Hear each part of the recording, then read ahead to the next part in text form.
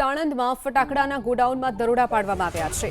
અમથાપુરા ગામમાં અંબિકા ટ્રેડલિંકના ગોડાઉનમાં દરોડા। અંબિકા ફટાકડાની ફેક્ટરીમાં અધિકારીઓની ટીમ ત્રાટકી। ગોડાઉનમાંથી કરોડો રૂપિયાનો મુદ્દામાલ જપ્ત કરાયો છે। 39 કરોડ 57 લાખ 90 હજારથી પણ વધુનો મુદ્દામાલ જપ્ત કરાયો છે। 31 માર્ચે કંપનીનું લાયસન્સ એક્સપાયર થયું છે। પરવાનો રિન્યુ કરાયા વગર જ ગોડાઉન ચાલતું હોવાનો પણ ખુલાસો થયો છે। તો ફાયર વિભાગની જરૂરી એનઓસી પણ ન હોવાનો ખુલાસો। બે ગોડાઉનમાં પરવાનો રિન્યુ કરાવ્યા વગર જ ફટાકડાનો જથ્થોનો સંગ્રહ કરવામાં આવ્યો હતો। તો ગોડાઉનના મેનેજર અને એક માલિકની પણ ધરપકડ કરી લેવામાં આવી છે।